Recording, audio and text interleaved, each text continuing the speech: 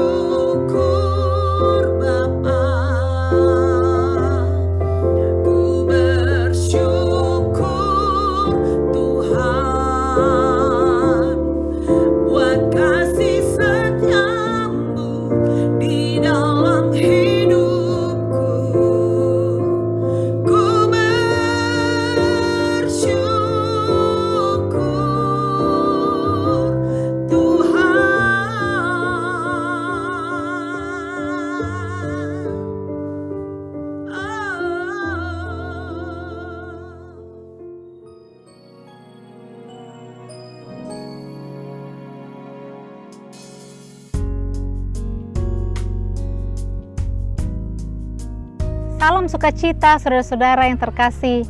Senang sekali berjumpa kembali di dalam program New Life on Air. Saudara-saudara, tema kita kali ini roh jahat 1 tambah 7. 1 tambah 7 berapa saudara-saudara? 1 tambah 7 8. Apa itu yang kita mau bahas pada kali ini? Saudara-saudara, ternyata di Alkitab ada berbicara tentang kembalinya roh jahat. Satu roh jahat yang sudah pergi dari manusia bisa kembali membawa kawan-kawan roh jahat yang 7 lainnya, sehingga ada 8 roh jahat. Dengan kata lain, manusia bisa menjadi kondisinya jauh lebih buruk. Mari kita lihat kebenaran firman Tuhan ini dari Alkitab.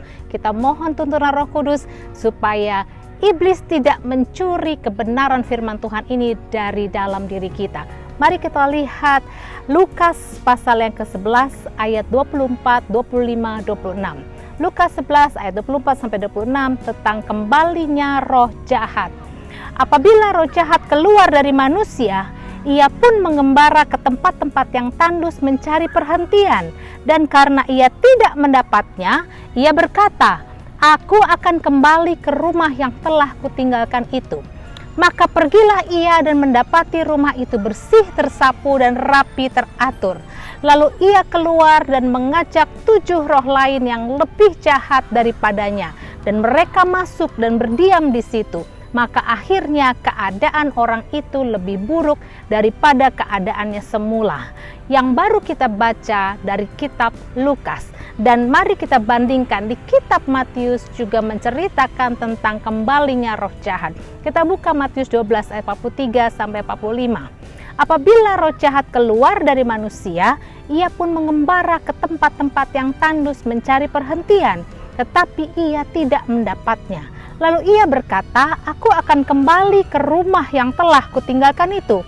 Maka pergilah ia dan mendapati rumah itu kosong, bersih, tersapu, dan rapi teratur. Lalu ia keluar dan mengajak 7 roh lain yang lebih jahat daripadanya, dan mereka masuk dan berdiam di situ. Maka akhirnya keadaan orang itu lebih buruk daripada keadaannya semula. Demikian juga akan berlaku atas angkatan yang jahat ini. Nah, saudara-saudara, baik yang di kitab Lukas maupun yang di kitab Matius diawali dengan kata apabila roh jahat keluar dari manusia. Ada roh jahat yang keluar dari manusia. Mari kita mau melihat dulu roh jahat ini. Roh jahat ternyata perlu rumah, yaitu manusia yang masih hidup dan bernafas.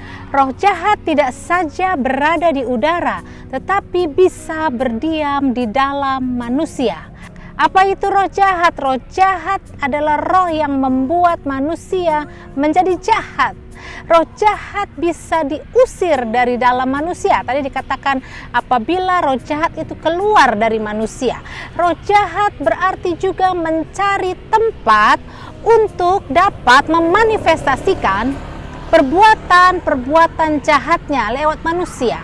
Dan roh jahat, saudara-saudara, roh jahat menempati manusia yang rohnya kosong. Tadi dikatakan dia pergi keluar dari manusia, lalu dia kembali dan dia melihat ada ruangan yang rapi, rumah yang kosong, yang teratur dan rapi, sehingga dia pergi lagi panggil 7 roh jahat lainnya untuk masuk ke dalam manusia yang sama yang pernah dia tinggalkan.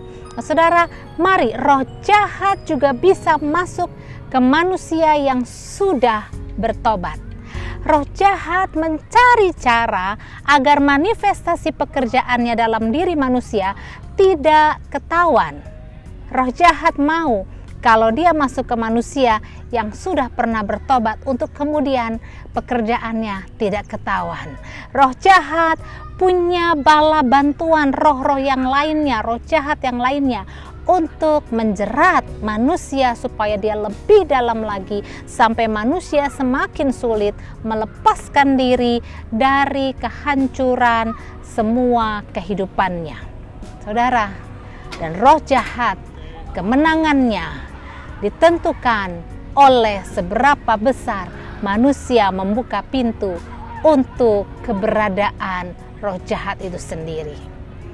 Namun ada kabar baik, saudara. Roh jahat tidak pernah menang melawan Roh Kudus. Haleluya. Kabar baik untuk kita, namun kabar buruk untuk roh jahat.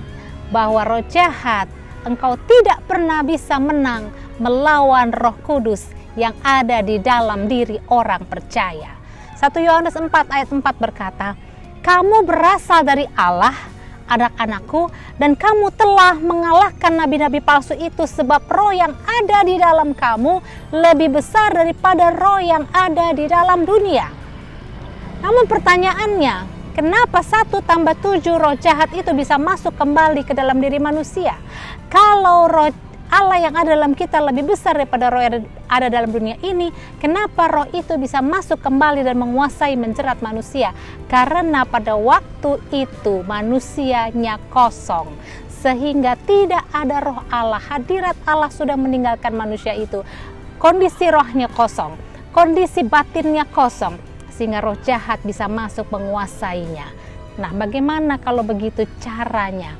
Untuk kita terlepas, kita terbebas, supaya roh jahat tidak bisa masuk ke hati kita dan menguasai roh kita dan menguasai, menghancurkan kehidupan kita. Mari kita belajar 3 cara terlepas dari 1 tambah 7. Yang pertama, penuhi diri dengan Roh Kudus. Saat kita bertobat dan kita didoakan, banyak orang bertobat lalu didoakan oleh hamba Tuhan, didoakan oleh rekan-rekannya. 1 roh jahat itu keluar.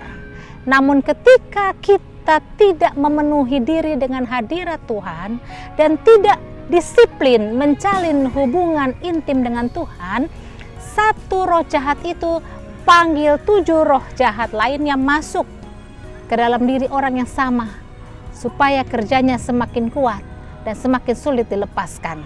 Efesus 5 ayat 18. Dan janganlah kamu mabuk oleh anggur, karena anggur menimbulkan hawa nafsu, tetapi hendaklah kamu penuh dengan roh. Inilah kuncinya.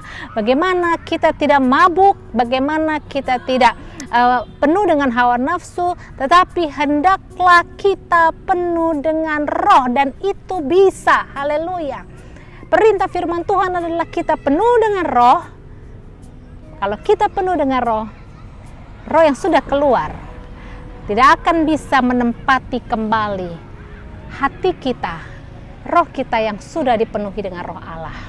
1 Yohanes 4 ayat 1, saudara-saudaraku yang kekasih, janganlah percaya akan setiap roh, tetapi ujilah roh-roh itu apabila mereka berasal dari Allah.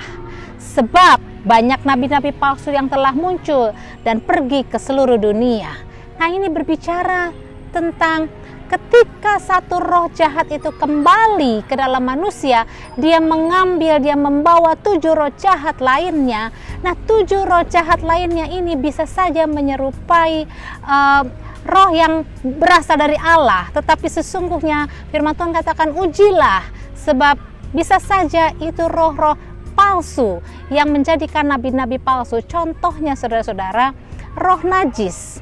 Ketika seseorang tidak mengisi dirinya dengan roh Tuhan setelah dia bertobat, atau sekedar menyesal sesaat saja karena ya dosanya ketahuan ya, jadi harus menunjukkan sikap seperti menyesal. Nah, saudara-saudara, roh itu bisa masuk lagi membawa roh lainnya. Contohnya roh kebodohan. Apa itu? Jadi dia dirinya dibikin bodoh, sehingga apapun bisikan iblis, apapun pencobaan, dia iya aja, dia ikut aja. Roh lainnya roh dusta. Kalau dia mau kembali kepada perbuatan dosanya yang lama, dia perlu keterampilan lebih lagi untuk berdusta. Mungkin mendustai orang tuanya, mungkin mendustai hamba Tuhan, pendetanya, mungkin mendustai pasangannya, mungkin mendustai siapapun yang mempertanyakan perilakunya. Dia harus berbohong. Mungkin roh itu juga akan membawa roh yang dibilang roh nabi palsu tadi. Kenapa saudara-saudara? Karena mungkin dia perlu kepiawaian untuk mengerti Alkitab seperti orang Farisi, tapi tidak melakukannya, tetapi dia bahkan piawai untuk mengajarkannya. Nah, ini juga roh nabi palsu. Sehingga apa? Perbuatan dosanya orang akan bilang, tidak mungkin dia berdosa seperti itu, karena dia sudah mengajarkan firman Tuhan. Roh pengkhianatan juga dibawa oleh yang roh satu ini. Kenapa? Karena untuk kembali kepada perbuatan yang lama, Mungkin dia harus punya kepiawaian untuk melakukan pengkhianatan tanpa ketahuan. Roh pemecah belah. Biasa saja untuk orang ini kembali kepada perbuatan yang lama, dia perlu keterampilan untuk melakukan perseteruan atau pecah belah antara satu kelompok supaya mereka terpecah sehingga tidak bisa bersatu untuk membawa dia ke dalam jalan yang benar. Dan bisa juga roh mencuri, saudara-saudara, untuk kembali kepada dosa yang lama, untuk kembali misalnya saja dosa mencuri atau roh najis, dosa percabulan, perzinahan. Mungkin dia suatu hari ada kebutuhan akan uang sehingga harus punya yang namanya keterampilan untuk mencuri. Dan mungkin juga roh yang lain ini, satu di antara roh yang 8 ini adalah roh kesombongan. Apa itu? Ketika ada orang yang menasehati, ketika ada orang yang mengasihi dia, menasehati untuk dia kembali kepada pertobatan, dia akan merasa saya nyaman dengan hidup seperti ini dan saya tidak butuh nasihat siapapun. Siapapun tidak akan bisa merubah saya. Roh kesombongan, tidak ada kerendahan hati untuk kembali kepada jalan yang benar. Nah, saudara-saudara, ini berbahaya. Oleh karena itu, firman Tuhan katakan, hendaklah kamu penuh dengan roh, yaitu Roh Kudus. 1 Korintus 6 ayat 18-19. Jauhkanlah dirimu dari percabulan. Setiap dosa lain yang dilakukan manusia terjadi di luar dirinya. Tetapi orang yang melakukan percabulan berdosa terhadap dirinya sendiri. Atau tidak tahukah kamu bahwa tubuhmu adalah bait Roh Kudus yang diam di dalam kamu, Roh Kudus yang kamu peroleh dari Allah, dan bahwa kamu bukan milik kamu sendiri? Firman Allah ini jelas. Jauhkan diri dari kenajisan dan kejahatan. Ini cara kedua, kalau kita tidak mau kedatangan 1 tambah 7 sama dengan 8 roh jahat masuk ke dalam diri kita, ke dalam kehidupan kita. Jauhkan diri dari kenajisan dan kejahatan. 1 Korintus 6 ayat 15-17. Tidak tahukah kamu bahwa tubuhmu adalah anggota Kristus? Akan kuambilkah anggota Kristus untuk menyerahkannya kepada percabulan? Sekali-kali tidak. Atau tidak tahukah kamu bahwa siapa yang mengikatkan dirinya pada perempuan cabul menjadi satu tubuh dengan dia? Sebab demikianlah kata nas, keduanya akan menjadi satu daging.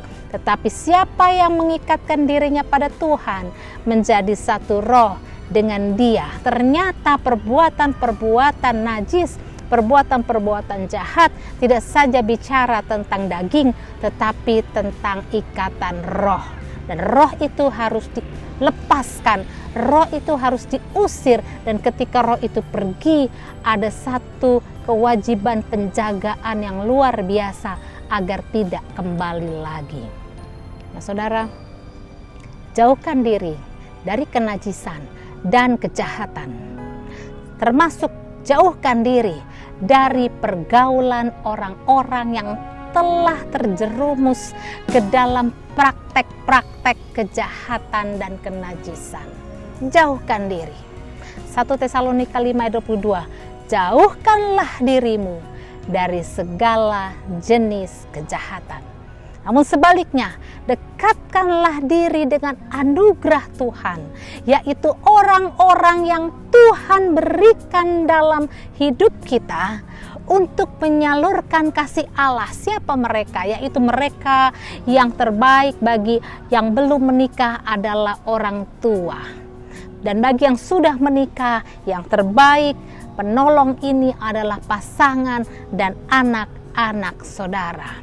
Dan kemudian keluarga rohani, yaitu siapa mereka? Persekutuan orang-orang percaya. Dan biasanya kita dapatkan di dalam persekutuan gereja. Ada satu kesaksian seorang anak muda yang merantau. Dia mengatakan dia mau kembali kepada persekutuan orang-orang percaya. Pada waktu yang lampau, ketika dia punya beban berat, ketika dia punya masalah yang menindas, yang rasanya ingin menghancurkan dirinya, dia menjauh dari persekutuan orang percaya. Dia merantau, dia tidak punya keluarga. Namun Roh Kudus mengingatkan dia, dan ketika dia kembali ada kekuatan besar, ada kebahagiaan yang luar biasa yang dia rasakan. Dia kembali komitmen tidak akan menjauhkan diri dari persekutuan gereja, persekutuan orang percaya. Ingat saudara, dua kelompok orang yang terbaik untuk kita dekatkan diri kita kepada mereka, yaitu yang pertama, kalau saudara belum menikah, yaitu adalah orang tua saudara yang akan menyalurkan kasih Allah kepada saudara. Kalau saudara sudah menikah, itu adalah yang terbaik Tuhan berikan adalah pasangan saudara dan anak-anak saudara, keluarga saudara. Yang berikutnya, langkah yang ketiga dan yang terakhir, ambil langkah-langkah tegas, menutup semua celah sekecil apapun, agar roh 1+7 roh jahat itu tidak kembali kepada roh kita. Matius 17 ayat 18 dan 19. Dengan keras Yesus menegur dia, lalu keluarlah setan itu daripadanya, dan anak itu pun sembuh seketika itu juga. Kemudian murid-murid Yesus datang, dan ketika mereka sendirian dengan dia, bertanyalah mereka, mengapa kami tidak dapat mengusir setan itu? Jika sudah terlanjur dalam situasi yang terlalu dalam, terjerat roh jahat, apa yang orang lain bisa lakukan? Orang lain hanya bisa diminta bantuan, berdoa, dan puasa. Orang ini datang kepada Tuhan Yesus, mengatakan, anak saya sakit ayan dan sangat menderita. Dia sering tercebur ke dalam api dan menceburkan diri juga ke dalam air. Namun saya sudah bawa kepada murid-murid-Mu Tuhan, tetapi mereka tidak bisa menyembuhkannya. Lalu Yesus mengusir roh jahat itu, dan anak itu disembuhkan. Lalu murid-murid bertanya, kenapa kami nggak bisa sembuhkan anak itu? Lalu Alkitab Matius mencatat bahwa jenis ini tidak dapat diusir kecuali dengan berdoa dan berpuasa. Ketika kita terjerat di dalam dosa yang begitu dalam, terjerat di dalam rupa-rupa manifestasi roh jahat, saudara, orang lain hanya bisa berdoa dan berpuasa. Ada saatnya orang lain tidak bisa menolong, hamba Tuhan tidak bisa menolong, hamba Tuhan hanya bisa berdoa dan berpuasa. Tetapi firman Allah mengatakan, saudara sendiri yang harus ambil langkah-langkah tegas, menutup semua celah sekecil apapun untuk roh itu kembali. Apa itu langkahnya? Matius 5 ayat 27-28. Kamu telah mendengar firman, jangan berzina, tetapi aku berkata, setiap orang yang memandang perempuan serta menginginkannya sudah berzina dengan dia di dalam hatinya. Ayat 29. Maka jika matamu yang kanan menyesatkan engkau, cungkilah dan buanglah itu, karena lebih baik bagimu jika satu dari anggota tubuhmu binasa daripada tubuhmu dengan utuh dicampakkan ke dalam neraka. Dan jika tanganmu yang kanan menyesatkan engkau, penggalah dan buanglah itu, karena lebih baik bagimu jika satu anggota tubuhmu binasa daripada tubuhmu dengan utuh masuk neraka. Saudara-saudara, yang harus mengambil langkah serius adalah diri sendiri. Tinggalkan pekerjaan jika pekerjaan itu adalah pintu pencobaan yang bisa membawa kita kembali atau roh jahat itu kembali menjerumuskan kita. Buang semua kontak orang-orang yang memang akan menjerumuskan kita kepada roh najis, roh kejahatan yang sama. Hindari pemakaian teknologi jika memang teknologi membuat kita masuk ke dalam pencobaan, dan pencobaan itu akan menghancurkan kita. Apalagi waktu kita kosong, roh jahat itu 1+7 akan masuk dan memperburuk keadaan kita. Sesuai firman Allah, kalau firman Allah mengatakan matamu bilang kau menyesatkan engkau, matamu cungkil, buang. Tanganmu, kalau tanganmu menyesatkan engkau, potong, buang. Termasuk tinggalkan dulu pelayananmu jika pelayanan menjadi pencobaan untuk kejatuhan kita kepada roh kesombongan. Dan selanjutnya, jika masalahnya adalah dalam hal keuangan, kita selalu jatuh ke dalam dosa tentang keuangan, maka minta orang lain, minta keluarga terdekat untuk pegang semua uang kita, Sebab mungkin kita punya kelemahan, kalau kita pegang uang, kita banyak bergumul, dan roh jahat itu menuntun kepada perbuatan-perbuatan yang jahat dan najis. Apa yang kita belajar hari ini, saudara? Firman Tuhan begitu jelas. 3 cara kita terhindar dari kembalinya roh jahat 1+7. Yang pertama, penuhi diri dengan roh. Penuhi diri dengan Roh Kudus dengan cara kita membangun hubungan intim dengan Tuhan dan terus-menerus diisi oleh firman Allah. Yang kedua, jauhkan diri dari kenajisan dan kejahatan. Jauhkan termasuk seluruh pergaulan yang akan membawa kita ke dalam perbuatan-perbuatan manifestasi roh jahat. Yang ketiga, ambil langkah-langkah tegas. Tutup semua celah sekecil-kecil apapun. Kiranya Tuhan Yesus, Roh Kudus sebagai penolong kita akan menolong kita mengatasi hal-hal ini yang menjadi cobaan-cobaan, tantangan-tantangan di dalam kehidupan kita. Puji nama Tuhan, Tuhan Yesus memberkati.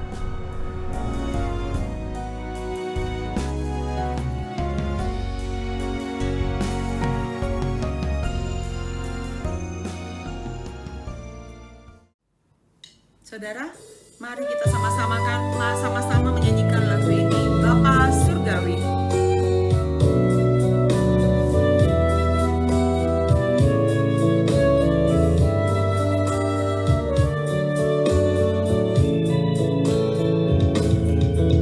Bapa Surgawi, ajarku mengenal betapa dalamnya kasih-Mu.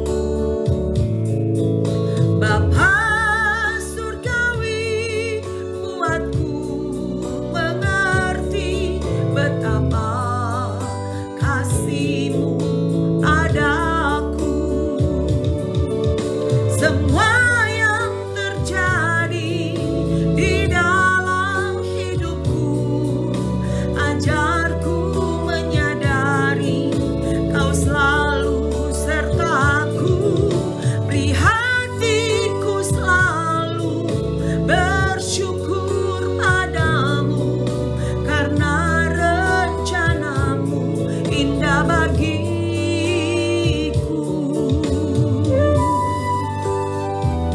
Amin. Rencana Tuhan selalu indah bagi kita. Layaklah Tuhan Engkau berikan kita hati yang selalu bersyukur. Amin.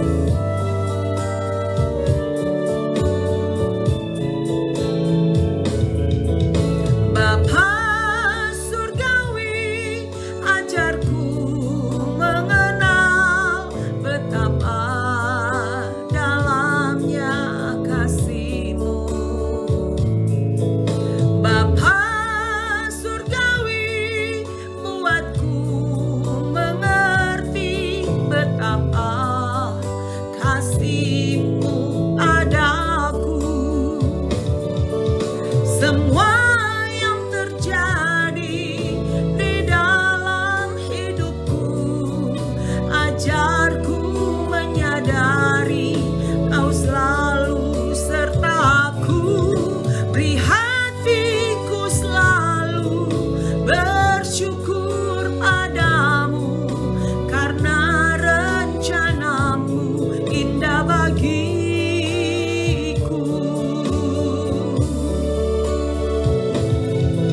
Semua yang terjadi di dalam hidupku, ajarku menyadari Kau selalu sertaku.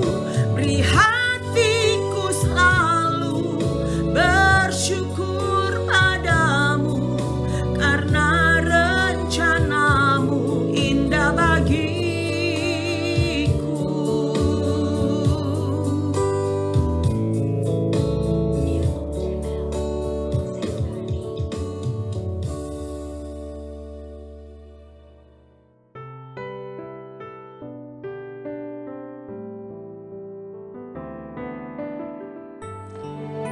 Allah Bapa di surga, kami bersyukur atas ibadah New Life on Air ini.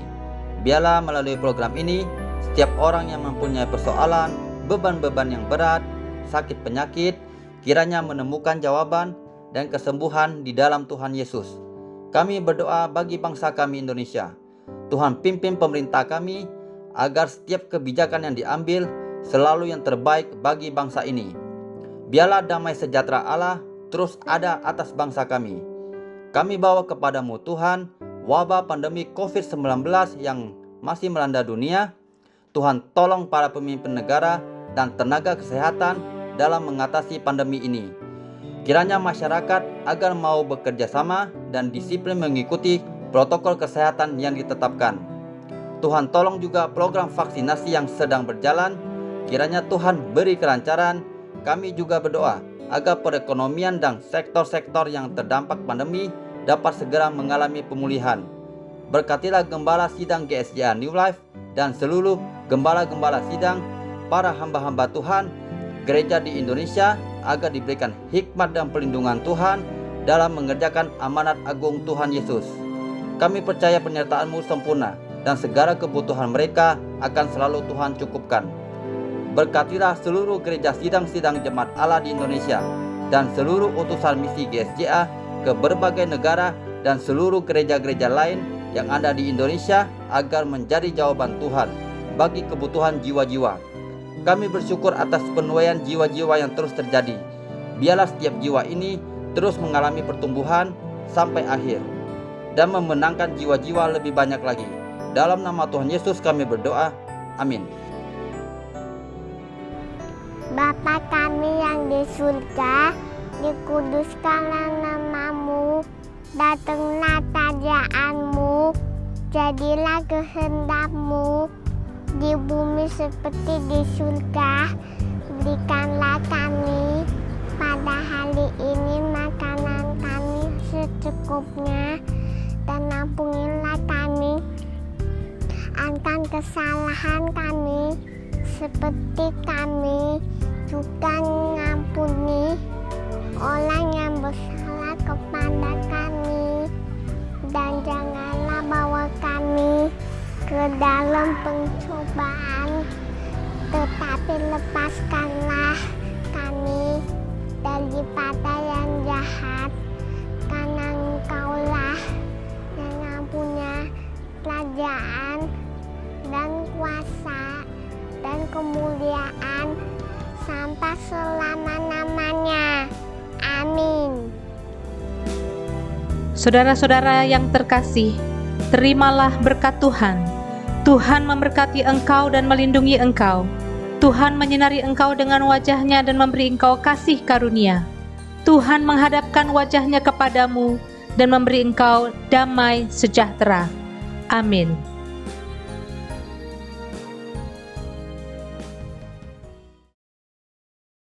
Moto Gereja Sidang Jemaat Allah di Indonesia adalah cinta Tuhan, rendah hati, jujur, dan rajin. Nilai SMART 2020. Apa itu SMART? SMART adalah nilai-nilai dari GSJA New Life, yaitu sungguh-sungguh, murni, antusias, ramah, dan taat. Berikut sahabat New Life yang berulang tahun pada bulan ini. Selamat ulang tahun ya, Tuhan Yesus memberkati. Untuk mendapatkan video khusus firman Tuhan, saudara dapat mengakses YouTube channel Ries Kalstari pada playlist Kabar Baik. Bagi saudara yang ingin menjadi bagian dari kami, silakan menghubungi nomor berikut ini atau menuliskannya dalam kolom komentar.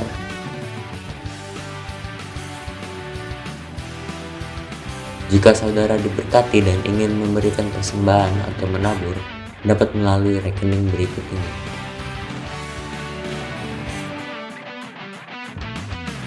Jangan lupa follow media sosial kami di Instagram @gsjanewlife. Subscribe channel ini. Dan jika saudara diberkati melalui program ini, silakan share atau bagikan ke teman-teman saudara.